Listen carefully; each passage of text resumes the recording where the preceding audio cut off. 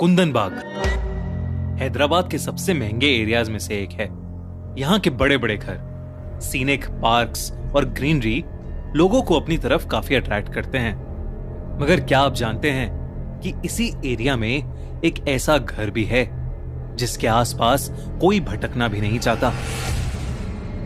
साजिद नाम का एक चोर कई दिनों से कुंदन बाग में बने एक घर पर नजर रख रहा था। वो काफी बड़ा था और साजिद को पता था कि कुंदन बाग में होने की वजह से उस घर में काफी अमीर लोग रहते होंगे जिनके पास खूब सारे पैसे और गहने भी मिलेंगे। पर उस बड़े से घर में ज्यादा चहल पहल नहीं थी। ना ही कोई वहां आता था और ना ही कोई वहां से जाता था। साजिद रोज घर से थोड़ा दूर खड़ा होकर अंदर रहने वाले लोगों की परछाई देखा करता था। वो ये नोटिस करता था कि आखिर घर में कौन कौन था और वो लोग रात में कितने बजे सोने चले जाते थे। साजिद ने एक रात उस घर में चोरी का प्लान बनाया। उस रात कुछ देर तक वो घर से दूर खड़ा रहा और लाइट बंद होने का इंतजार करता रहा। कुछ ही देर में पूरे घर की लाइट्स ऑफ हो गईं और साजिद पीछे वाली खिड़की से दबे पांव घर के अंदर घुस गया। पहले साजिद ने ग्राउंड फ्लोर टटोला, मगर उसे वहां ना पैसे मिले ना ही कोई कीमती सामान। वो अभी नीचे वाले फ्लोर पर ही था कि तभी उसे किसी के चलने की आवाज आने लगी। वो जल्दी से ड्राइंग रूम में रखे एक पुराने कबर्ड में छुप गया और कबर्ड के दरवाजे के बीच से बाहर देखने लगा। उसने देखा कि एक औरत सीढ़ियों से उतरकर नीचे आ रही थी और वो धीमी सी आवाज में कुछ बड़बड़ा रही थी। वो औरत नीचे उतरकर कुछ देर सीढ़ियों के पास ही खड़ी रही और घर के मेन डोर की तरफ देखती रही। साजिद को उस औरत का चेहरा अब बिल्कुल साफ नजर आ रहा था। उसकी आंखों के नीचे बड़े बड़े काले धब्बे थे, मानो वो न जाने कितने दिन से सोई ना हो। उसकी स्किन बिल्कुल पीली पड़ी हुई थी और उसके चेहरे पर एक बहुत ही अजीब सी मुस्कुराहट थी। वो औरत किचन की तरफ मुड़ी और चुपचाप अंदर चली गई। साजिद कबर्ड से बाहर आया। उसने अपने बैग से एक चाकू निकाला और उसे हाथ में पकड़े हुए ऊपर जाने लगा कि तभी किचन से उस औरत की चीखने की आवाज आई। साजिद एकदम से डर गया और वो जल्दी से दबे पांव किचन की तरफ गया। उसने देखा कि वो औरत एक कोने में बैठी रो रही है और उसके हाथ में भी एक चाकू है और वो उस चाकू से जमीन पे कुछ खुरच रही है। उस औरत को देखकर साजिद थोड़ा घबराने लगा था, तो उसने सोचा कि वो जल्दी से छोटी मोटी चोरी करके वहां से निकल जाएगा। साजिद सीढ़ियों के ऊपर पहुंचा ही था, उसने देखा कि एक औरत बेडरूम के दरवाजे के सामने खड़ी उसे देख रही थी। उस औरत का चेहरा बिल्कुल वैसा ही लग रहा था जैसा उसकी बूढ़ी मां का लग रहा था। उसकी भी आंखों के नीचे काले धब्बे थे। साजिद ने हाथ में पकड़ा चाकू उस औरत को दिखाकर डराने की कोशिश की, मगर उस औरत को कोई फर्क ही नहीं पड़ रहा था। अचानक ही वो औरत हंसने लगी और उसकी आंखें बिल्कुल काली पड़ गईं। वो हंसते हंसते बेडरूम के अंदर चली गई। जैसे ही बेडरूम का दरवाजा खुला,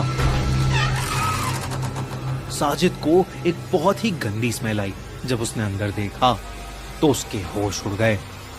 उस बेड पर 3 लोगों की डेड बॉडीज पड़ी हुई थी और हैरानी वाली बात तो ये थी कि 2 लाशें उन्हीं लोगों की थीं जिन्हें साजिद ने अभी कुछ मिनट्स पहले देखा था। ऐसा लग रहा था कि जैसे उन्हें मरे हुए काफी दिन बीत चुके हैं, क्योंकि उनकी बॉडीज डिकम्पोज होने लगी थीं, जिसकी वजह से उनसे बहुत ही गंदी स्मेल आ रही थी। ये देखकर साजिद के रोंगटे खड़े हो गए थे। वो सीधा घर के बाहर भागा। उसने सोचा कि इस हालत में अगर उसे किसी ने देख लिया तो उसे चोर नहीं बल्कि खूनी समझा जाएगा। इसलिए वो सीधा पुलिस स्टेशन पहुंचा और उसने पुलिस को सब कुछ बताया। पुलिस की एक टीम साजिद को लेकर तुरंत उस घर में पहुंची। घर के मेन डोर पर और उस दीवार पर ढेर सारे खून के छींटे थे। ये देखकर सभी चौकन्ने हो गए और उन्होंने अंदर जाकर देखा कि वहां सच में 3 लाशें थीं। पुलिस ने उन लाशों को तुरंत फॉरेंसिक टीम के पास भेज दिया और उन्होंने यही मान लिया कि साजिद ने ही उन तीनों औरतों का मर्डर 4-5 दिन पहले किया होगा और मर्डर के इल्जाम से बचने के लिए उसने ये कहानी बनाई है। मगर कुछ ही दिनों में उन बॉडीज की फॉरेंसिक रिपोर्ट आ गई, जिसे देखकर पुलिस भी बहुत शॉक में पड़ गई। उन लोगों की मौत 4-5 दिन पहले नहीं बल्कि 6 महीने पहले हो गई थी। रिपोर्ट के मुताबिक उन लोगों ने जहर खाकर अपनी जान दी थी। इन्वेस्टिगेट करने पर पुलिस को बेडरूम के पास से एक फिनाइल की बोतल भी मिली। मगर सबसे ज्यादा डरावना एविडेंस था काला जादू करने का सामान। घर में ढेर सारा तंत्र मंत्र का सामान बरामद हुआ था। उस बेडरूम की सीलिंग पर एक बहुत अजीब सा पैटर्न बना हुआ था, जो कि खून से बनाया हुआ लग रहा था। जब पड़ोसियों तक यह खबर पहुंची तो सबका दिल बुरी तरह दहल उठा। कोई भी ये मानने को तैयार ही नहीं था कि वो लाश 6 महीने पुरानी थी, क्योंकि पड़ोसी तो उस घर में रहने वाली औरतों को लगभग रोज ही घर की बालकनी में घूमते देखा करते थे। यही बात बार बार साजिद भी पुलिस से कह रहा था। कुछ लोग तो ये भी कह रहे थे कि लोग रोज खाना खाने के बाद टहलने बाहर आते थे और कई लोगों ने इनके घर में लाइट्स ऑन ऑफ होते देखी हैं। ये सब सुनकर पुलिस हक्की बक्की रह गई। उन्होंने उस पड़ोसी से और डिटेल में इन्वेस्टिगेट किया तो उसने बताया कि उस घर में 3 लोग रहते थे, एक बूढ़ी माँ और उनकी 2 बेटियां। वो तीनों ही बेहद अजीब से थे और किसी से बात नहीं करते थे। उस घर के ओनर विश्वनाथ की डेथ के बाद उस घर में अजीब अजीब सी चीजें होने लगी थीं। पुलिस ने अपनी फाइनल स्टेटमेंट में यही रिकॉर्ड किया कि उन तीनों लोगों की मौत 6 महीने पहले ही हो चुकी थी और उन तीनों की मेंटल स्टेट ठीक नहीं थी, जबकि नेबर्स और साजिद की स्टेटमेंट्स बिल्कुल अलग थी। 2002 में हुए इस केस के बाद से कुंदन बाग के इस घर को लोग विचेस लायर बोलने लगे।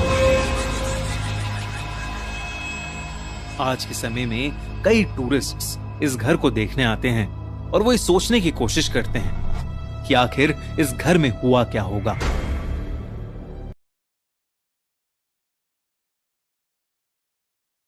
एमिटीवेल, 112 ocean Avenue, south of long island, New York. ये एक ऐसे घर का एड्रेस है जो सदियों से पैरानॉर्मल एक्टिविटीज के लिए मशहूर है। जो भी इसकी कहानियां सुनता है उसे ये जरूर पता लग जाता है कि क्यों इसे लोग दुनिया की सबसे हॉन्टेड जगहों में से एक मानते हैं। कहा जाता है कि इस घर में बहुत लोगों की मौत हुई है और उनके शरीर आज तक इसी घर में दफन हैं। एमिटीविल हाउस पर 1977 में द एमिटीविल हॉरर नाम की एक किताब भी लिखी गई है। इनफैक्ट इसके डरावने किस्सों पर कई मूवीज भी बन चुकी हैं। आज की ये कहानी भी उसी घर में हुई एक सच्ची घटना पर आधारित है। ये कहानी 1985 की है, जब लॉरी और जेम्स विल्सन अपने 2 बच्चों कैथी और स्टुअर्ट विल्सन के साथ एमिटीविल हाउस में रहने आए। विल्सन्स को इतना बड़ा घर बहुत ही कम दाम में मिल रहा था और इसलिए यहां की कहानियां जानने के बावजूद उन्होंने इसे खरीदने का फैसला किया। पर वो इस बात से अनजान थे कि जिस खुशी से वो इस घर में रहने आए थे, उन्हें उतनी ही डरावनी घटनाओं का सामना करना पड़ेगा। घर में आए हुए उन्हें कुछ ही दिन हुए थे कि स्टुअर्ट विल्सन फैमिली का सबसे छोटा मेंबर बीमार रहने लगा था। उसे कभी बुखार तो कभी तेज सरदर्द रहने लगा था। वहीं स्टुअर्ट की बड़ी बहन कैथी को अपने कमरे में किसी की प्रेजेंस फील होती थी। रात में हीटर चलाने के बावजूद उसके कमरे में एक अजीब सी ठंड हो जाती थी। स्टुअर्ट की तबीयत से तो उसकी मां लॉरी वैसे ही परेशान थी, लेकिन जब कैथी ने अपने साथ हो रही चीजों के बारे में अपनी मां को बताया तो लॉरी को काफी अजीब लगने लगा।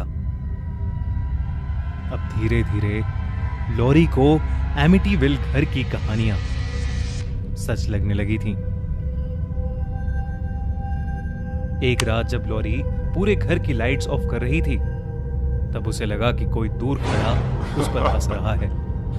उसने मुड़कर देखा तो उसका पति जेम्स बहुत ही अजीब तरीके से उसे देखते हुए हंसे जा रहा था। लॉरी ने जेम्स को कई बार टोका, लेकिन उसने कोई जवाब नहीं दिया। वो सिर्फ हंसता रहा। हंसते हंसते वो घर के बेसमेंट में चला गया। लॉरी ये देखकर बहुत डर गई। वो जेम्स के पीछे बेसमेंट में जाने लगी।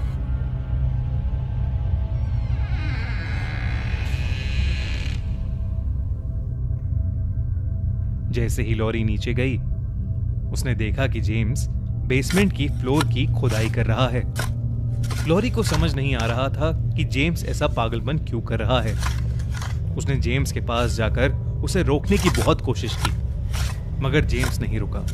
लॉरी जब ताकत से जेम्स को खींच रही थी तो उसके गले से होली क्रॉस का लॉकेट टूटकर जेम्स के ऊपर गिर गया। क्रॉस के जेम्स को छूते ही बेसमेंट में रखा सामान जोर जोर से हिलने लगा और अचानक किसी के जोर से चिल्लाने की आवाज आई। जेम्स का शरीर पूरी तरह से कांपने लगा और वो कुछ ही पलों में बेहोश हो गया। लॉरी ने कैथी को बुलाया और दोनों ने जेम्स को उठाकर उसके बेडरूम में लेटा दिया। लॉरी अब समझ चुकी थी कि उसने अभी जो देखा वो यकीनन किसी नेगेटिव एनर्जी की प्रेजेंस थी। अगली रात सबके सोने के बाद लॉरी फिर से उसी बेसमेंट में गई और धीरे से वहां की जमीन की खुदाई करने लगी। जमीन के अंदर से उसे एक बड़ा सा बॉक्स मिला। उस पर एक लाल रंग का ताला लगा था। लॉरी ने पूरे बेसमेंट में उसकी चाबी ढूंढी, पर उसे वो कहीं नहीं मिली। उसी रात कैथी के कमरे में कुछ भयानक सी घटनाएं होने लगी। कैथी का बेड अचानक से हिलने लगा। वो उठी और उसने देखा कि अलमारी का दरवाजा अपने आप खुल गया है और उसमें से चीजें गिर रही हैं। कैथी डर के मारे चिल्लाने लगी, पर उसकी आवाज उसके कमरे से बाहर ही नहीं जा रही थी। फिर उसका ध्यान उसकी अलमारी के अंदर गया, जहां उसे एक दरवाजा दिखा। वो उस दरवाजे के अंदर गई और वहां जो उसने देखा वो देखकर उसका शरीर सुन्न पड़ गया। दरवाजे के अंदर एक कमरा था जिसमें कुछ अजीब से दिखने वाले लोग बैठे थे। उन लोगों के हाथ चेन से बंधे हुए थे और वो लोग बहुत डरे हुए लग रहे थे। उन्हें देखकर ऐसा लग रहा था कि जैसे वो सदियों से उसी कमरे में बंद हैं। कैथी ये देखकर बहुत ज्यादा घबरा गई और वो वापस दरवाजे की तरफ दौड़ने लगी, लेकिन फिर उसे पीछे से स्टुअर्ट की रोने की आवाज आई और वो रुक गई। वो हिम्मत करके मुड़ी और उन आत्माओं के बीच से निकलकर और पीछे जाने लगी। वहां उसने देखा कि उसके पिता जेम्स ने स्टुअर्ट को चेन से बांध रखा है और जेम्स खुद भी अजीब सी हरकतें कर रहा है, जैसे वो भी किसी तकलीफ में हो। कैथी को कुछ समझ नहीं आ रहा था, लेकिन उसने किसी तरह अपने भाई की चेन खोली और उसे वहां से लेकर निकलने लगी। वहीं दूसरी तरफ लॉरी ने बॉक्स का ताला तोड़ दिया और वो बॉक्स खुलते ही पूरे घर की लाइट्स फ्यूज हो गईं। और तो और ऊपर जेम्स जोर जोर से चिल्लाने लगा और उसके हाथ पैर उल्टे हो गए। उसकी आंखें दूध सी सफेद हो गई। वो कैथी और स्टुअर्ट को पकड़ने दौड़ा। कैथी और स्टुअर्ट भी भागकर अपनी मां के पास बेसमेंट में जा पहुंचे। उन्होंने बेसमेंट में जाते ही दरवाजा अंदर से लॉक कर लिया। जेम्स पागलों की तरह दरवाजे को बाहर से पीटने लगा। लॉरी को उस बॉक्स में से एक कॉलोनियल टाइम की राइफल और बुलेट्स मिले। साथ ही उसे बहुत सारे एक्सपेरिमेंटिंग इंस्ट्रूमेंट्स और फोटोज मिली। फोटोज में एक आदमी जिसके नाम के आगे प्रीस्ट लिखा था, चेन से बंधे हुए लोगों को उसी राइफल से गोली मार रहा था। फोटो के पीछे लिखा था कि उस प्रीस्ट को प्रोटेस्टेंट अमेरिकन से सख्त नफरत थी और वो उन्हें अपने एमिटीविल कॉटेज में लाकर बांध देता था और फिर उन्हें वहीं मारकर दफना देता था। इसका मतलब कि जो लोग कैथी ने बंधे हुए देखे थे वो लोग मर चुके थे और वो सब उनकी आत्माएं थीं। लॉरी, कैथी और स्टुअर्ट फोटोज देख ही रहे थे कि तभी जेम्स ने दरवाजा तोड़ा और वो अंदर आ गया। घबराई हुई लॉरी ने राइफल उठाई और अपने बच्चों को बचाने के लिए उसने अपने पति जेम्स पर गोली चला दी, जिससे उसकी वहीं मौत हो गई। लॉरी बच्चों को लेकर एमिटीविल हाउस से निकली और पुलिस के पास पहुंची। राइफल पर लॉरी के फिंगरप्रिंट्स होने की वजह से कोर्ट ने उसे मर्डर के लिए उम्र कैद की सजा दी और कैथी और स्टुअर्ट को उनकी ग्रैंडमा के पास भेज दिया।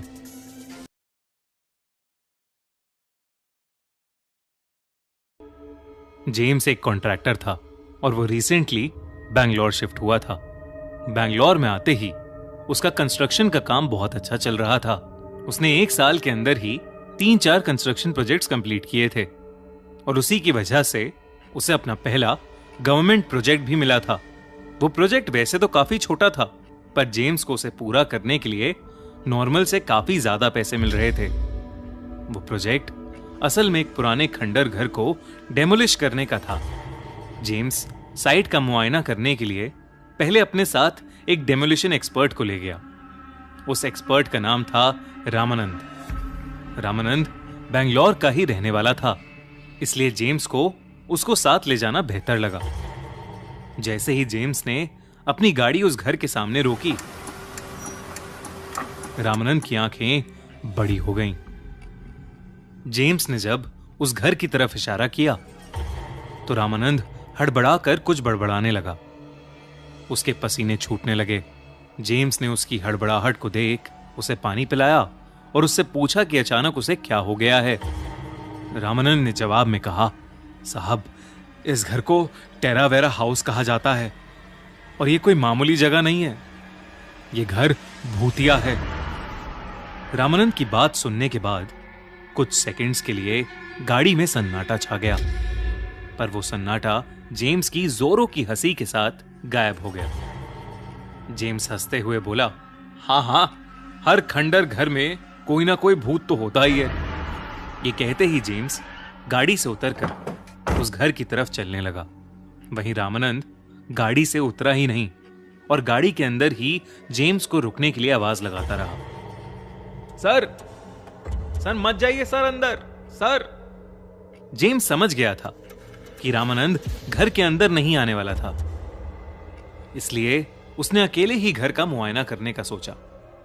वो घर काफी बड़ा था, पर बहुत ही बुरी हालत में था। बाहर एक जंग खाई गाड़ी रखी थी।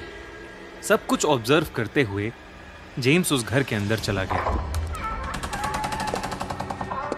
घर के अंदर अभी भी बहुत पुराना फर्नीचर था और बहुत सी पेंटिंग्स लटकी थीं, लेकिन सभी चीजों पर धूल जमी हुई थी। जेम्स की नजर एक पेंटिंग पर गई तो उसमें 2 लड़कियां एक साथ खड़ी थीं। वो दिखने में 2 बहनों जैसी लग रही थीं। जेम्स का ध्यान पता नहीं क्यों उस पेंटिंग पर ही रुक गया, पर तभी उसे घर के अंदर से पियानो के बजने की आवाज आई। जेम्स चौंक गया और इधर उधर देखने लगा तो उसे हॉल के कोने में एक रूम दिखा जिसमें एक पियानो रखा हुआ था, पर अब उससे कोई आवाज नहीं आ रही थी। जेम्स जैसे ही वापस पलटा तो उसने देखा कि उस पेंटिंग में अब 2 की जगह सिर्फ एक ही लड़की थी। ये देखकर जेम्स को कुछ समझ नहीं आया।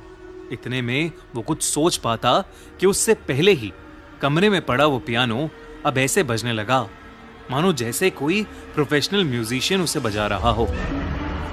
जेम्स पीछे मुड़ा तो उसके सामने पियानो की कीज दब रही थीं, पर वहां उन कीज को दबाने वाला कोई भी नहीं था। अब जेम्स घबराने लगा था और उसकी हालत घबराहट के मारे खराब होने लगी थी। वो जहां से आया था उसी रास्ते पर वापस भागने लगा, पर जैसे ही वो दरवाजे के पास पहुंचा, वो दरवाजा अपने आप जेम्स के मुंह पर बंद हो गया। जेम्स उस अंधेरे से भरे घर में बंद हो गया था। वो जोर जोर से दरवाजे को पीटने लगा। वो जैसे जैसे दरवाजे पर अपने हाथ मार रहा था, वैसे वैसे एक बड़ी सी काली परछाई ने उसे ढक लिया और जेम्स अचानक ही बेहोश हो गया। कुछ देर बाद उसकी आंख खुली तो उसके सर पर चोट लगी हुई थी और उसके चेहरे पर किसी के नोचने के निशान थे। जेम्स आंख खुलते ही फिर से दरवाजे को पीटने लगा। वो अब चीख चीख कर रामानंद को आवाज लगाने लगा, पर बाहर से कोई जवाब ही नहीं आया। जेम्स जल्द से जल्द वहां से बाहर निकलना चाहता था।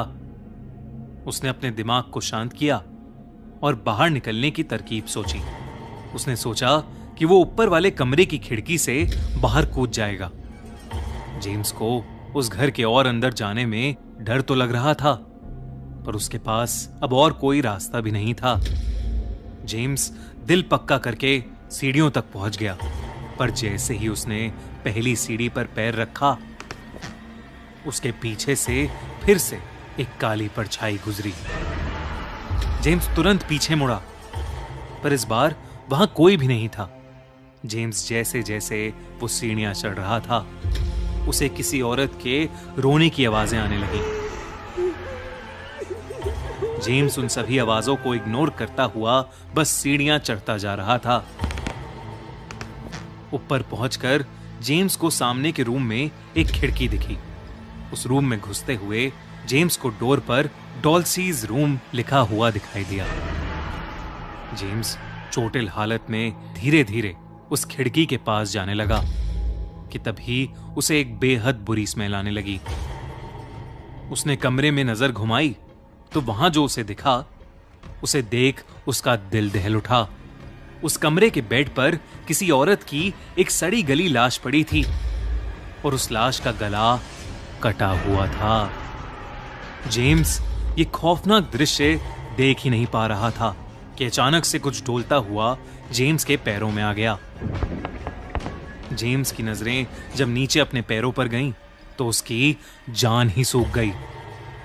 उस लाश का कटा हुआ सर जेम्स के पैरों में था।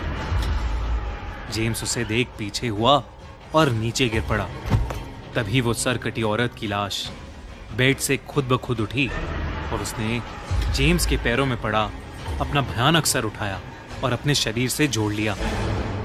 वो औरत बेहद डरावनी लग रही थी। धीरे धीरे वो जेम्स के पास आती जा रही थी। जेम्स उससे दूर हटता जा रहा था कि अचानक जेम्स खिड़की के पास आ गया। वो औरत अब भी जेम्स के पास आ रही थी और जेम्स जैसे ही उसके डर से थोड़ा और पीछे हुआ, उसका पैर फिसल गया और वो खिड़की से सीधा नीचे गिर गया। बाहर रामानंद की नजर घर की खिड़की पर गई तो उसने जेम्स को खिड़की से नीचे गिरता देखा। अब सवाल जेम्स की जान का था, तो रामानंद ने हिम्मत की और घर के अंदर घुस गया। उसने देखा कि जेम्स नीचे पड़ा है और उसके सर से खून बह रहा है। लेकिन जब उसने ऊपर खिड़की की ओर देखा तो उसे वही औरत हंसते हुए दिखाई दी। रामानंद ने नीचे पड़े जेम्स को उठाया और जल्द से जल्द उसे लेकर घर से बाहर चला गया। वो जेम्स को सीधा हॉस्पिटल ले गया। कुछ दिनों बाद जब जेम्स ठीक हुआ तो रामानंद जेम्स से मिला और उसने उससे कहा कि जेम्स को उस दिन हंसना नहीं चाहिए था। उसने कहा कि वो घर सच में भूतिया है। कहते हैं कि वहां पर 2 बहनें डॉल्सी और वेरा रहा करते थे। डॉल्सी एक पियानो टीचर थी और वेरा एक इंग्लिश टीचर थी। पर एक सुबह उस घर से डॉल्सी की लाश मिली। उस मर्डर की इन्वेस्टिगेशन करने पर ना तो कोई सबूत मिला और कुछ ही समय में वेरा भी उस घर को छोड़कर भाग गई। कहते हैं कि तब से उस घर में डॉल्सी की आत्मा का वास है। उस हादसे के बाद जेम्स की तो पूरी लाइफ ही पलट गई। उसके साथ जो हुआ वो शायद वो कभी नहीं भुला पाएगा। 2014 में फाइनली टेरावेरा हाउस को डेमोलिश कर दिया गया, लेकिन आज भी लोग उस घर के सामने से गुजरने से कपकपाते हैं।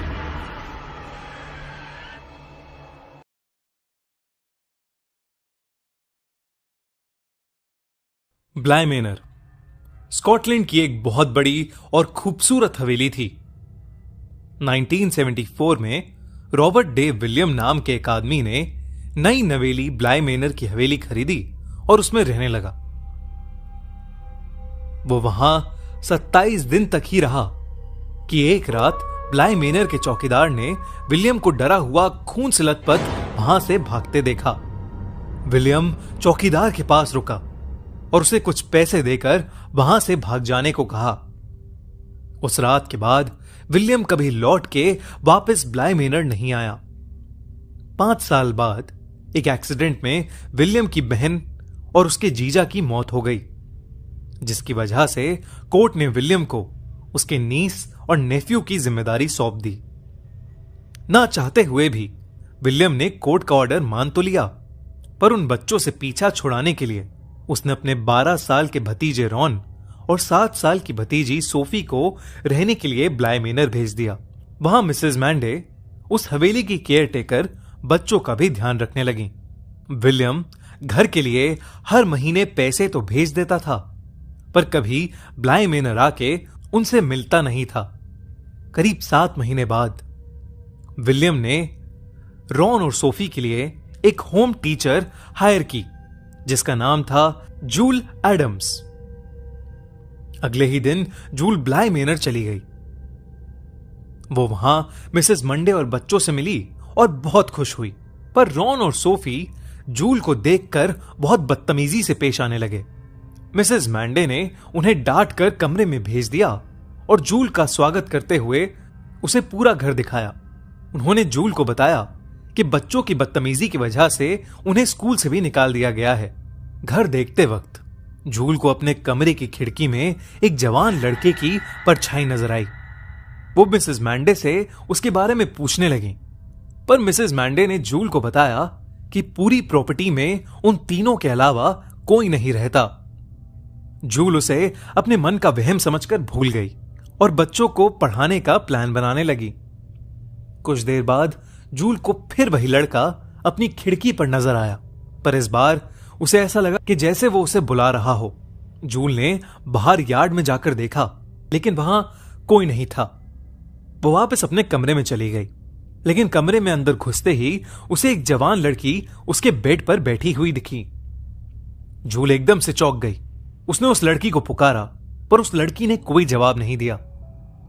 जूल ने फिर उसके पास जाकर उसके कंधे पर हाथ रखा, लेकिन उसे छूते ही जूल को एक जोर का झटका लगा और वो नीचे गिर गई। तभी वो लड़की उस बेड से उठी और उसकी स्किन धीरे धीरे गलने लगी। उसकी आंखों से खून आने लगा था, जैसे कोई उसे शरीर के अंदर से खा रहा हो। ये डरावना मंजर देखकर जूल बुरी तरह चिल्लाने लगी। तभी उसके कमरे में मिसेस मैंडे, रॉन और सोफी आए और जूल से उसके चिल्लाने का रीजन पूछने लगे। जूल ने उन्हें कुछ नहीं बताया और सोचा कि शायद इतना ट्रैवल करने की वजह से वो थक गई है और ये सब उसका वहम है। डिनर करते वक्त जूल ने नोटिस किया कि सोफी किसी को देखकर मुस्कुरा रही है। जूल ने उससे पूछा तो सोफी ने फिर से बदतमीजी से जवाब दिया। मिसेस मैंडे सोफी को इस बात पर डांटने ही वाली थी कि जूल ने उन्हें रोक दिया और सोफी से प्यार से बात करने लगी। जूल ने सोफी को एक आइसक्रीम भी दी और उसने जूल को थैंक्स बोला। उसी रात सोते वक्त जूल को लगा कि जैसे कोई उसकी खिड़की पर नॉक कर रहा है। उसने उठकर देखा तो वहां कोई नहीं था। वो फिर से लेट गई, लेकिन कुछ ही देर बाद उसे खिड़की के कांच के टूटने की आवाज आई। जूल घबरा कर उठी और उसने देखा कि किसी ने पत्थर से उसकी खिड़की तोड़ दी है। उसने बाहर जाकर देखा तो रॉन हाथ में ढेर सारे पत्थर लेकर खड़ा था और वो एक टक लगाए कहीं देखे जा रहा था। जूल ने उसे कई बार बुलाया, लेकिन उसने कोई जवाब नहीं दिया और फिर एकदम से वो सारे पत्थर फेंक कर घर के अंदर भाग गया। जूल भी उसके पीछे पीछे घर के अंदर जाने लगी, लेकिन जैसे ही वो दरवाजे तक पहुंची, किसी अदृश्य शक्ति ने उसे हवा में उछालकर पीछे फेंक दिया और घर का दरवाजा अपने आप बंद हो गया। दरवाजे के ऊपर एक खिड़की लगी थी, जिसमें से जूल को दोबारा वही लड़की नजर आ रही थी जो पहले उसके कमरे में थी। वो डरावनी लड़की जूल को ऐसे घूर रही थी कि जैसे वो उसे मार देना चाहती हो। ये सब देखकर जूल इतना डर गई कि वो वहीं बेहोश हो गई।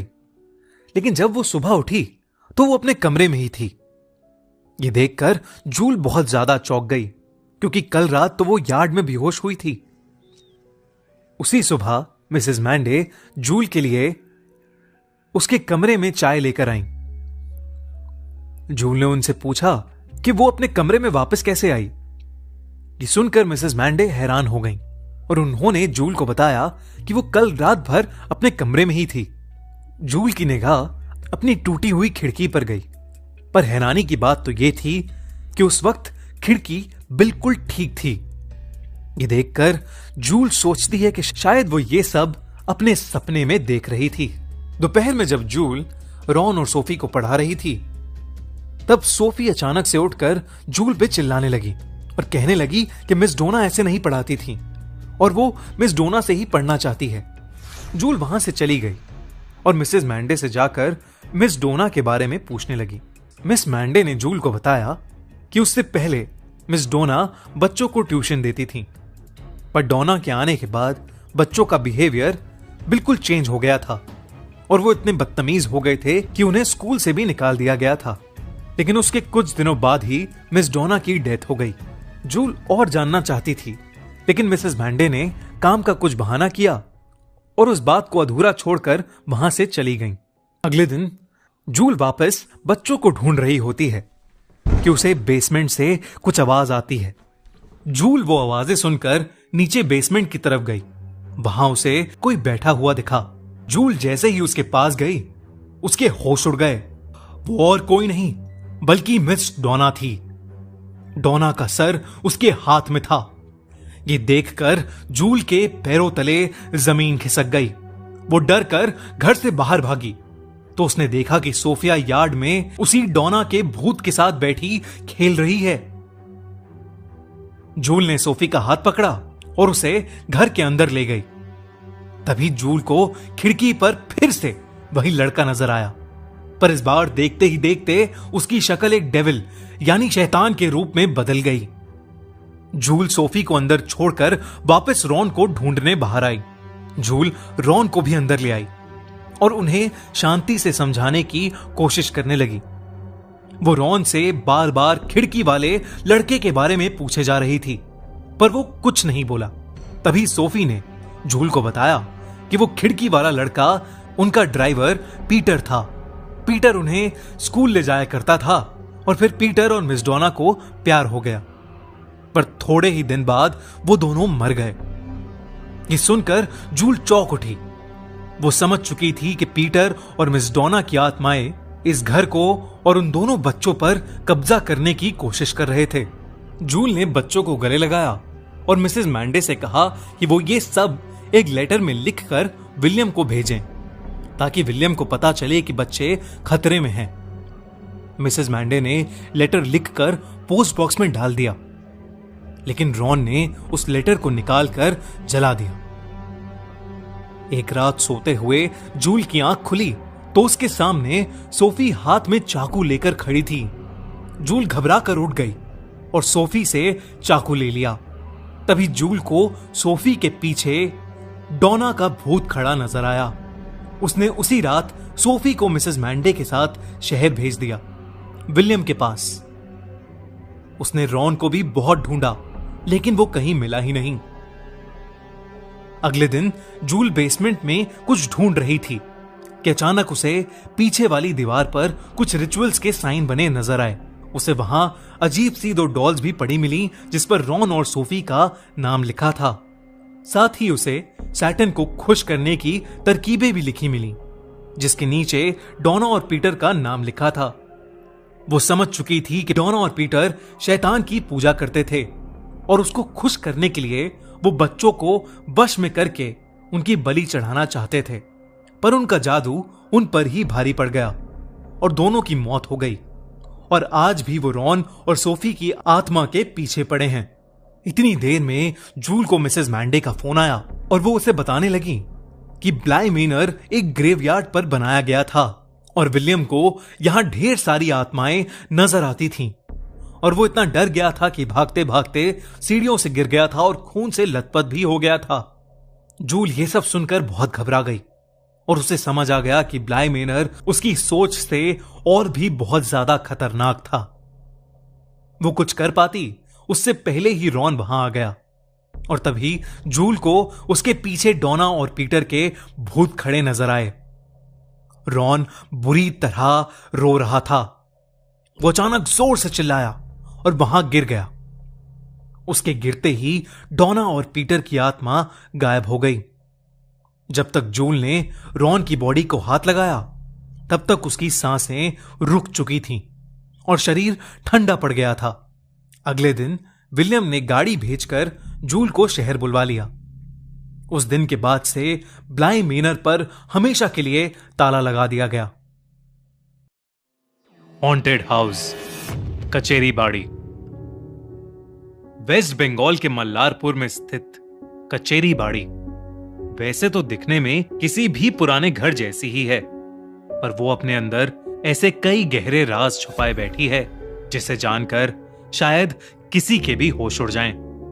कचेरी बाड़ी कई सालों पहले जमींदारों की कचहरी यानी एक कोर्ट हाउस था, जहां जमींदार उस समय की छोटी मोटी दिक्कतों पर अपना फैसला देते थे, पर साथ ही साथ वो उनकी अय्याशी करने की जगह भी थी। माना जाता था कि कई जमींदार वहां इकट्ठा होकर खूब शराब पीते थे और मौज मस्ती करते थे।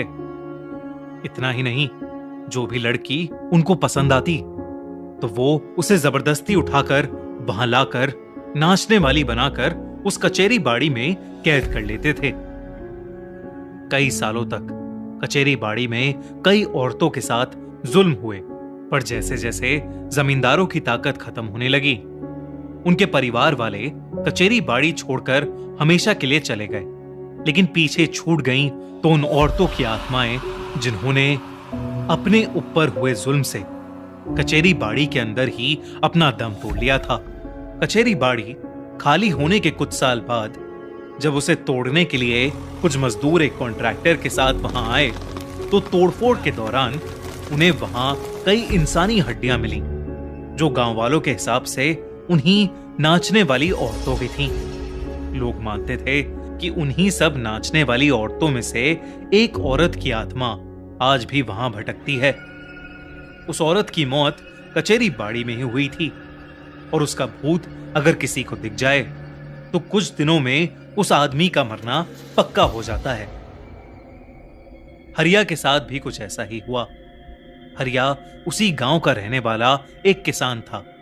हालांकि उसने भी कचेरी बाड़ी के बारे में कई कहानियां सुन रखी थीं, पर वो उनमें से किसी को भी नहीं मानता था। एक रात हरिया काफी ज्यादा थक गया था, तो उसने पक्की सड़क की बजाय कचेरी बाड़ी के बगीचे से गुजरता हुआ छोटा रास्ता लेने का सोचा, पर उसे नहीं मालूम था कि ये उसकी जिंदगी का आखिरी सफर होने वाला है। हरिया उस बगीचे में घुसा तो वो बगीचा उसे बाकी बगीचों की तरह ही लगा, पर वहां सिर्फ जंगली घास और सन्नाटा था। लोगों के मुताबिक अभी तक उसे उस औरत की पायल की आवाज की छनछन सुनाई देनी चाहिए थी, पर वहां सिर्फ उसे रात के झिंगूरों की आवाजें सुनाई दे रही थीं।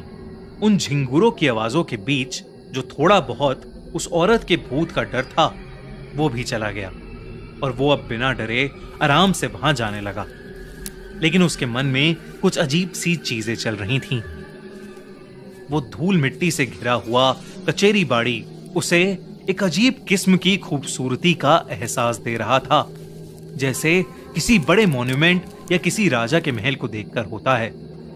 न जाने कितने अमीर लोग यहां आकर जश्न मनाते होंगे। ये बात सोचते सोचते और कचेरी बाड़ी को देखते देखते वो कोर्ट हाउस के सामने रुक गया। तभी हरिया को एक पायल की छन-छन की हल्की सी आवाज सुनाई दी। वो कुछ सोच पाता कि उससे पहले ही उसे महसूस हुआ कि जैसे कचेरी बाड़ी की निचली मंजिल के कोने वाले कमरे से कोई उसे देख रहा है। हरिया को लगा कि ये उसकी थकान का नतीजा है, तो उसने उस एहसास को नजरअंदाज करके वापस घर की ओर चलना शुरू कर दिया। वो बस बगीचे के अंत तक पहुंचने ही वाला था जब उसे ऐसा लगा कि जैसे उसकी साथ वाली दीवार पर कुछ हलचल हुई है। उसने झटके से देखा तो वहां पर किसी की परछाई थी जो धीरे से हिलती हुई दीवार के ऊपर जाकर रुक गई। हरिया हक्का बक्का उसी परछाई को देख रहा था। तभी उस जगह से उसे पायल की छंकार सुनाई दी और फिर धीरे धीरे वो आवाज बढ़ती चली गई। अब हरिया को ऐसा लग रहा था कि जैसे उस कोर्टरूम के अंदर नाच गाना चल रहा है। उन सब आवाजों को सुनकर हरिया के पसीने छूटने लगे, क्योंकि अगर उस औरत के भूत के होने की बात सच थी तो उसकी मौत आज पक्की थी। इससे पहले हरिया कुछ कर पाता, वो परछाई कहीं गायब हो गई और सारी आवाजें भी अचानक बंद हो गईं। हरिया डरता हुआ थोड़ा आगे बढ़ा तो उसे फिर से पायल की छनकार सुनाई दी और बिना चाहते हुए भी उसकी आंखें वहां चली गईं जहां उन्हें नहीं जाना चाहिए था। उसी दीवार के ऊपर जहां कुछ देर पहले उसे एक परछाई दिख रही थी, अब वहां एक औरत बैठी हुई थी। उस औरत के बड़े बड़े और गहरे काले बाल थे और बेहद ही सुंदर और गहरी आंखें।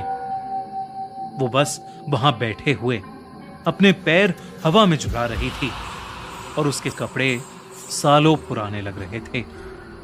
वो औरत एक उदास सा गाना गुनगुना रही थी और फिर वो औरत एकदम से चुप हो गई। अचानक से वो हरिया को घूर कर देखने लगी और मुस्कुराने लगी। वो मुस्कुराहट देखकर हरिया को ऐसा महसूस हुआ जैसे वो औरत उसकी जिंदगी तबाह कर देगी, लेकिन अचानक वो औरत वहां से गायब हो गई। हरिया वहां से जल्द भागना चाहता था, पर वो जैसे ही भागने के लिए मुड़ा, वो औरत उसके ठीक सामने आ गई। हड़बड़ी में वो कचेरी बाड़ी के बगीचे से निकलने की बजाय वो कचेरी बाड़ी की ओर ही भागने लगा। तभी एकदम से उसके कदम रुक गए, क्योंकि कचेरी बाड़ी के कोने वाले कमरे से सच में उसे कोई देख रहा था। उसे वहां एक बहुत ही डरावना आदमी दिखा, जो शायद वहां के किसी जमींदार का भूत था। कहानियों के मुताबिक उस नाचने वाली औरत की मौत उसी जमींदार की वजह से हुई थी और उसी औरत की आत्मा ने उस जमींदार को कचेरी बाड़ी में मार डाला था। हरिया को उसे देखते ही यकीन हो गया कि कचेरी बाड़ी में कई सारी आत्माएं बसती हैं। वो उस आदमी को देखते ही जोर से चिल्लाया और चिल्लाते हुए ही वहां से कहीं भाग निकला। भागते भागते वो किसी तरह अपने घर पहुंच गया। हरिया उस दिन के बाद अकेला रहने लगा और उस रात जो कचेरी बाड़ी में उसके साथ हुआ, उसकी कहानी पूरे गांव में फैल गई, जिसके बाद गांव में कचेरी बाड़ी का डर और बढ़ गया। उस रात के बाद हरिया डरा डरा रहने लगा था। कोई अगर हरिया से कुछ पूछता तो हरिया बस यही जवाब देता, वो कचेरी बाड़ी वाली औरत यही है और वो मुझे देखकर मुस्कुरा रही है।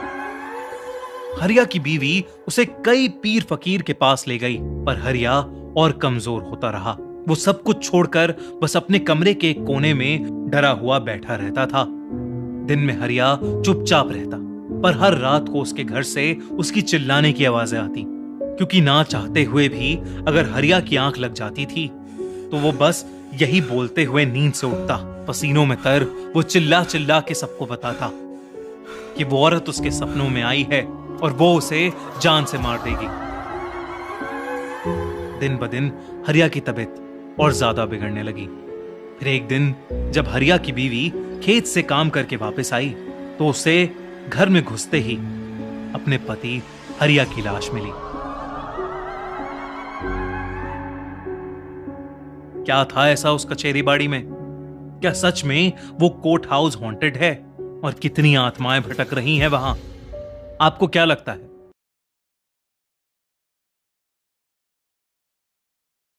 एड और लोरैन वॉरेन पैरानॉर्मल इन्वेस्टिगेशन की दुनिया के सबसे पॉपुलर नाम। इन दोनों ने मिलके कई हॉन्टिंग्स के केसेस सॉल्व किए हैं और कई एग्जॉर्सिज्म्स भी किए हैं। लेकिन इनकी लाइफ में एक ऐसा केस है जिसने इन दोनों के भी होश उड़ा दिए थे। उनका आखिरी केस, द स्मर्ल्स फैमिली केस। इस कहानी की शुरुआत 1973 में अमेरिका के पेंसिल्वेनिया से हुई। जैक और जैनेट स्मर्ल अपनी 2 बेटियों के साथ एक पुराने से डुप्लेक्स घर में शिफ्ट हुए थे। उनका पिछला घर एक हरिकेन की बाढ़ से तबाह हो गया था। अब वो एक नई जगह आए थे, नए सपने और एक बेहतर जिंदगी की उम्मीद लेकर। शुरू में तो सब अच्छा चल रहा था। कुछ ही महीनों में जैक का अपनी जॉब में प्रमोशन हुआ और उसने सोचा कि अब वो अपने इस घर को अच्छे से पैसे लगाकर रेनोवेट करेगा।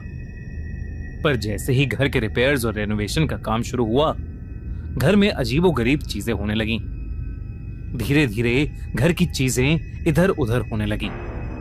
कई बार रिपेयर में काम आने वाले टूल्स और इक्विपमेंट्स गायब हो जाते थे और फिर अपने आप उसी जगह पर वापस आ जाते थे जहां से वो गायब हुए थे। घर के एक कमरे में दीवारों पर अजीब से काले निशान थे। जैक ने उस निशान के ऊपर उन दीवारों पर पेंट के 3-4 कोट करवाए, लेकिन कुछ ही दिनों में वो काले निशान फिर से वापस आ गए। जैक ने कई बार खुद से भी उन दीवारों को पेंट किया, लेकिन 3-4 दिनों के बाद वो काले निशान हमेशा वापस आ जाते थे। इसी बीच घर की लाइट्स कई बार अपने आप फ्लिकर करना शुरू कर देती थीं। एक बार शाम को जैक टीवी देखने बैठा तो टीवी देखते देखते अचानक ही उसके टीवी में आग लग गई, मानो किसी ने टीवी पर कोई बॉम्ब फेंक दिया हो। जैक ने कई इलेक्ट्रिशियंस को घर की वायरिंग चेक करने के लिए बुलाया, पर कभी कोई गड़बड़ ही नहीं मिलती थी। एक बार देर रात में उनके घर का रेडियो फुल वॉल्यूम पर बजने लगा। जैक नींद से गुस्से में उठा।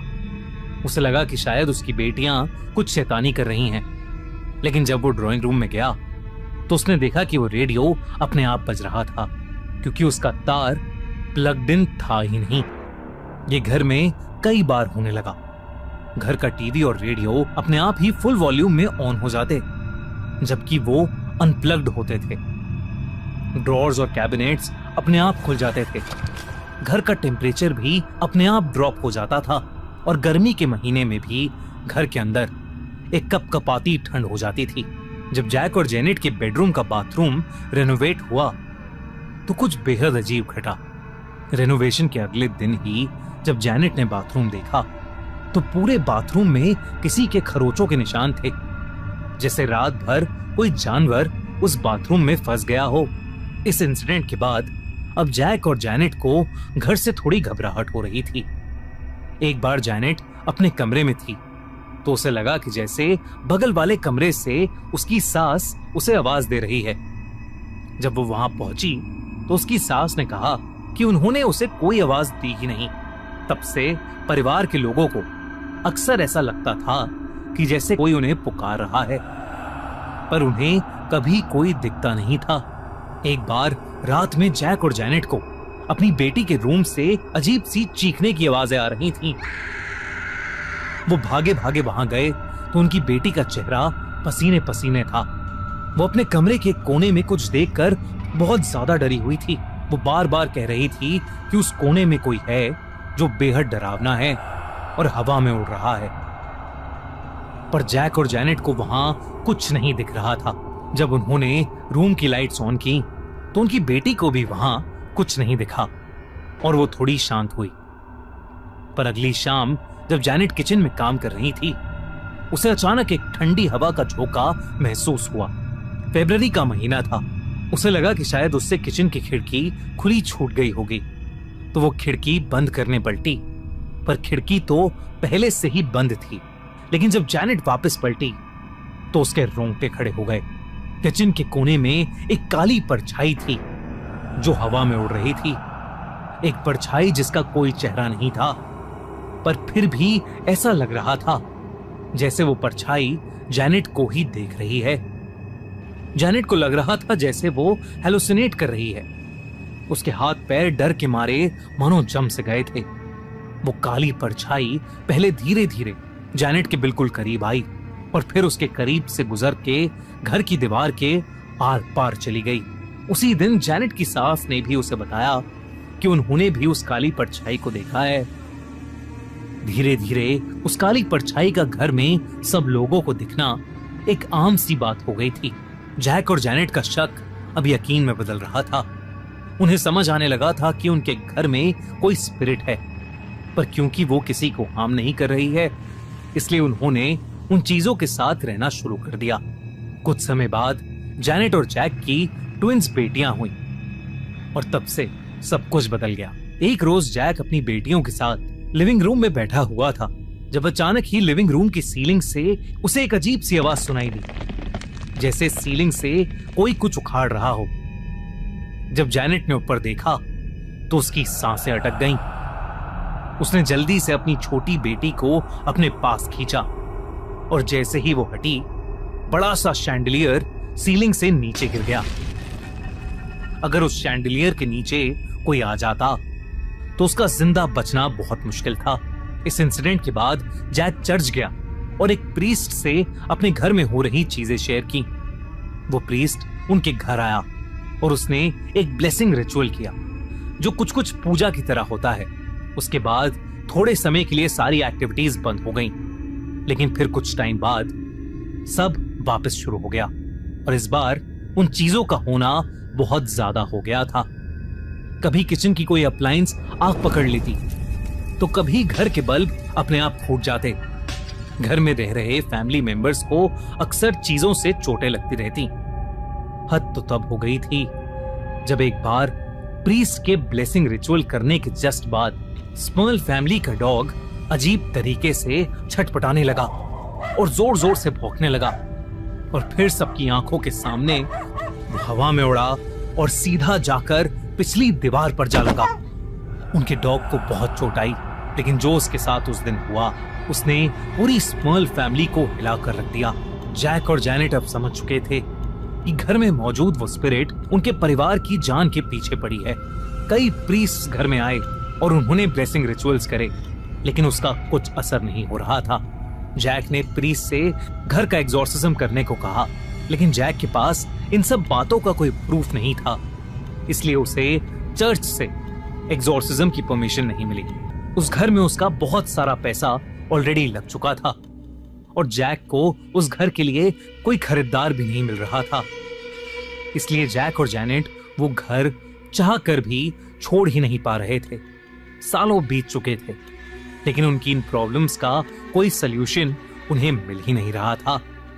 और तब किसी ने उन्हें एड और लोरैन वॉरेन के बारे में बताया। क्या एड और लोरैन वॉरेन स्मर्ल फैमिली को बचा पाएंगे या कुछ और बहुत भयानक होगा?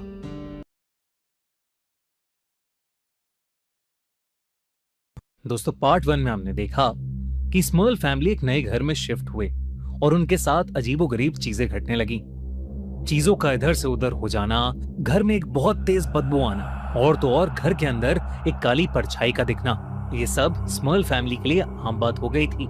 लेकिन जब उनकी आंखों के सामने उनका फैमिली डॉग हवा में उड़ा और दीवार पर टकराया, तब उन्हें यकीन हो गया कि उनके घर में स्पिरिट्स हैं और वो लोग बहुत ज्यादा घबराने लगे।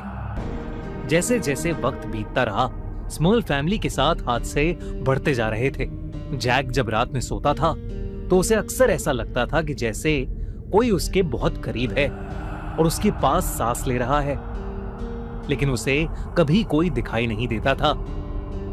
फिर एक रात उसकी नींद एक जवान लड़की की आवाज से खुली। उसे ऐसा लगा कि शायद जैनेट उसे बुला रही है, लेकिन जब वो बेड पर पलटा तो वहां जैनेट नहीं बल्कि कोई और ही लड़की थी। उसका चेहरा एकदम सफेद सा पड़ा था और आंखों के नीचे बेहद काले गड्ढे थे। इससे पहले कि जैक कुछ कर पाता, उस लड़की ने जैक को पकड़ लिया और जैक बेहोश हो गया। जब उसे होश आया तो उसकी पूरी बॉडी पर किसी के नोचने के निशान थे। जब ये बात जैक ने जैनेट को बताई तो जैनेट ने उससे कहा कि उसके साथ भी अक्सर रात में ऐसा ही होता है।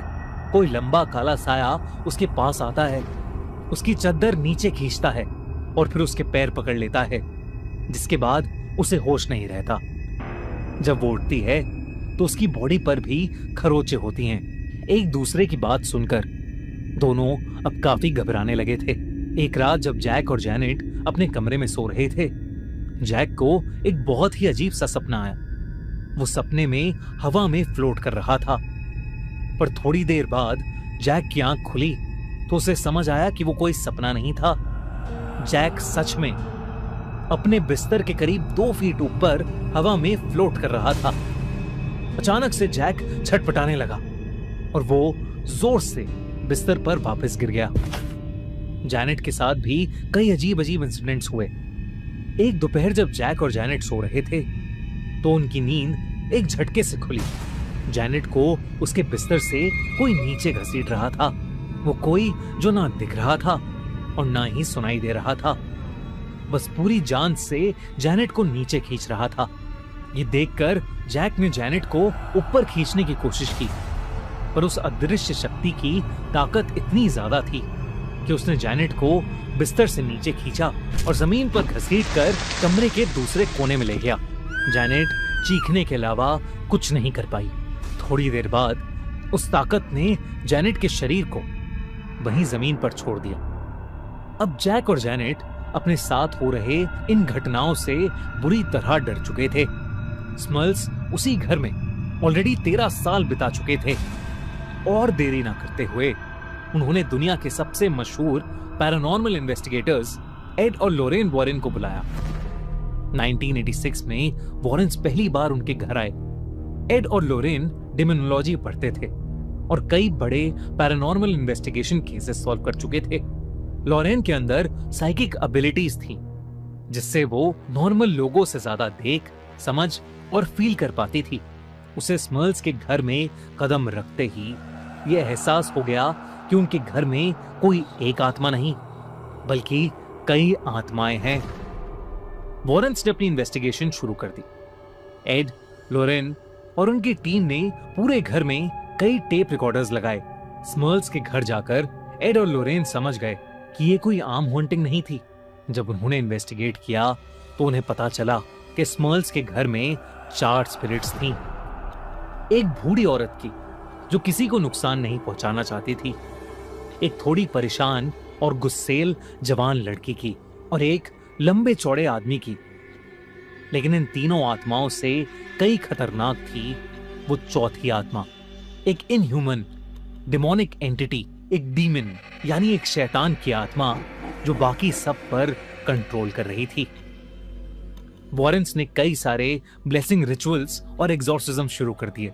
एक एग्जॉर्सिज्म के दौरान एड होली प्रेयर्स पढ़ते हुए पूरे घर में घूम रहा था जब अचानक से उसे जैक और जैनेट के कमरे में एक परछाई दिखी। वो कमरे में गया और जोर जोर से होली प्रेयर्स पढ़ने लगा और तभी अचानक से उसकी सांसें अटक सी गईं। उसे ऐसा लगने लगा कि जैसे कोई उसका गला दबाने की कोशिश कर रहा है। उस इनविजिबल फोर्स की उंगलियां एड के गले में गड़ रही थीं, पर तभी एड की टीम का एक मेंबर वहां आ गया और उसने जोर जोर से प्रेयर्स चांट की। कुछ ही देर में एड के गले से वो प्रेशर गायब हो गया, लेकिन उसके गले पर उंगलियों के गहरे निशान बन गए थे। कई रिचुअल्स के बावजूद स्मल्स की मुश्किलें खत्म ही नहीं हो रही थीं। घर का माहौल अब इतना हैवी हो चुका था कि बच्चे अपने कमरे में अकेले सोने से मना कर देते थे। जीसस क्राइस्ट के क्रॉस घर की दीवारों से अपने आप उतर के नीचे गिर जाते थे। फर्नीचर खुद से इधर उधर हो जाता था और पूरा घर उथल पुथल हो जाता था। कई बार तो स्मल्स और वॉरेन्स के सामने ही चेयर्स हवा में उड़ती थीं और आपस में बजना शुरू हो जाती थीं। इसी बीच एड को जैक जेनेट के बेडरूम के अंदर वाले मिरर पर एक मैसेज दिखा, लीव, यानी चले जाओ यहां से। जैसे कोई उनके वहां होने से बिल्कुल खुश नहीं है और उन्हें वहां से जाने के लिए कह रहा है। कोई भी प्रीस्ट एड और लोरेन की मदद नहीं कर पा रहा था। तब स्मॉल फैमिली प्रेस के पास गई इस उम्मीद में कि शायद कोई उनकी कहानी सुनेगा और उनकी मदद कर पाएगा। अपनी आइडेंटिटी छुपाकर जैक और जैनेट लोरेन के साथ एक टॉक शो पर गए, जहां उन्होंने अपनी पूरी कहानी सुनाई। पर शायद वो डीमन नहीं चाहता था कि उसके बारे में बात हो। जब वो दोनों अपने घर वापस आए तो वो डीमन अपना बदला लेने के लिए तैयार बैठा था। उस रात सोते हुए जैक और जैनेट को ऐसा लगा कि जैसे उनका बेड बहुत जोर से हिल रहा है। जब उनकी आंख खुली तो उनका बेड हवा में फ्लोट कर रहा था। उनके सामने एक बहुत ही भयानक डीमन खड़ा था। उन्होंने पहली बार अपनी आंखों से उस खौफनाक डीमन को देखा था। एक बड़ा लंबा चौड़ा काला साया, अंधेरे में बस उसकी लाल आंखें चमक रही थीं। उन्हें उसके गुर्राने की आवाज आ रही थी, जैसे वो बहुत गुस्से में है। अचानक जैक और जैनेट को सांस आनी बंद हो गई और वो छटपटाने लगे। कुछ ही देर में वो बेहोश हो गए और जब उठे तो उनके पूरे शरीर पर कई चोटें थीं। वॉरेंस ने फिर भी हार नहीं मानी, पर एक एग्जॉर्सिज्म के टाइम जैनेट पोजेस हो गई और हवा में फ्लोट करने लगी। उसकी आंखें सफेद हो गई थीं और वो दर्द में छटपटा रही थी। जैक से जैनेट की ये हालत देखी नहीं जा रही थी। वो एग्जॉर्सिज्म रोकना चाहता था, लेकिन वॉरेंस ने उसे एग्जॉर्सिज्म रोकने से मना कर दिया। जैनेट दर्द में चीखने लगी। अचानक उसकी आवाज भी बदल गई, जैसे कोई और किसी और भाषा में चिल्ला रहा है। तभी हवा में फ्लोट कर रही जैनेट जोर से दीवार पर जाकर टकराई और नीचे गिर गई। जैनेट के सर से खून बहने लगा और तब जैक ने वो एग्जॉर्सिज्म रुकवा दिया। वॉरेंस ने आखिरी एग्जॉर्सिज्म 1989 में किया और इसके बाद सारी डिमोनिक एक्टिविटीज धीरे धीरे कम होने लगी। लेकिन कभी भी ऑफिशियली ये कंफर्म नहीं हुआ कि उस डीमन ने स्मर्ल्स को अकेला छोड़ दिया। 15 सालों के टॉर्चर के बाद स्मर्ल्स को आखिरकार वो घर छोड़ना ही पड़ा। स्मर्ल्स हॉन्टिंग हिस्ट्री की उन हॉन्टिंग्स में से एक है जहां एक पूरी फैमिली को एक इनविजिबल हॉरर ने जकड़ रखा था। ये एक ऐसा केस है जहां किसी के पास कोई जवाब नहीं था। वॉरेंस ने भी एडमिट किया कि उन्होंने अपने पैरानॉर्मल इन्वेस्टिगेशन के करियर में इससे ज्यादा डेंजरस और वॉयलेंट डिमोनिक एनर्जी कभी फील नहीं की थी। स्मर्ल्स फैमिली हॉन्टिंग का एक केस इकलौता ऐसा केस बना जो वॉरेंस कभी सॉल्व नहीं कर पाए। ये कहानी मुंबई में रहने वाली गुप्ता फैमिली की है। मिस्टर गुप्ता अक्सर काम के चलते घर से दूर रहते थे। मिसेस गुप्ता को इसकी आदत तो थी, पर 2 छोटे बच्चे, नया फ्लैट, नई जगह, अकेले मैनेज करना थोड़ा मुश्किल हो रहा था। 26 जुलाई मुंबई में जोरदार बारिश हो रही थी। उस रात मिस्टर गुप्ता ऑफिस के काम से बाहर थे और मिसेस गुप्ता दोनों बच्चों को सुलाकर हॉल में टीवी देख रही थी। रात के कुछ 1 बज रहे थे।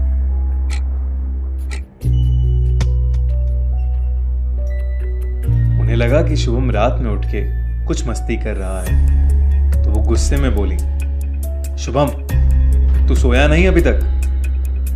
पर वहां शुभम नहीं, बल्कि एक 18-19 साल का अजीब सा दिखने वाला लड़का। मिसेस गुप्ता थोड़ा डर गई कि ये लड़का छोटे बच्चों की तरह अजीब अजीब हरकतें क्यों कर रहा है। जैसे ही वो उस लड़के की तरफ आगे बढ़ी, वो लड़का सीधा बच्चों के कमरों में चला गया। वो उसके पीछे पीछे अंदर गई और उसे बहुत ढूंढा, पर वो कहीं नहीं मिला। फिर जैसे ही उन्होंने बच्चों के कमरे की अलमारी खोली, वो लड़का वहीं था। मिसेस गुप्ता ने तुरंत अपने हस्बैंड को फोन किया, लेकिन फोन में नेटवर्क ही नहीं था और कोई दरवाजे को जोर जोर से खटखटाने लगा। मिसेस गुप्ता ने हिम्मत करके जैसे ही दरवाजा खोला, वैसे ही एक बूढ़ी सी औरत हाथ में फावड़ा लिए बच्चों के कमरे की तरफ बढ़ी। मिसेस गुप्ता भी उसके पीछे पीछे अंदर भागी। रुक जाओ, कौन हो तुम? क्या चाहिए तुमको? रुक जाओ। उस औरत के अंदर घुसते ही दरवाजा बेहद जोर से बंद हुआ मिसेस गुप्ता ने जैसे ही दरवाजा खोला, उन्होंने देखा कि बालकनी में वो औरत उसी लड़के के साथ रेलिंग पर खड़ी है। उस औरत ने मिसेस गुप्ता को मुड़ के देखा और लड़के को लेकर नीचे कूद गई। मिसेस गुप्ता को कुछ समझ नहीं आ रहा था। उन्होंने तुरंत अपने दोनों बच्चों को वहां से उठाया, गाड़ी की चाबी ली और अपने एक फैमिली फ्रेंड के घर चली गई। पता करने पे मालूम हुआ कि उस बिल्डिंग की कंस्ट्रक्शन के समय 26 जुलाई 2005 को एक औरत और उसका मानसिक रूप से बीमार एक लड़का 25वें माले से नीचे गिरकर मर गए थे। वो फ्लैट आज तक खाली पड़ा है और कोई इस घटना को सुन के वहां नहीं रहना चाहता।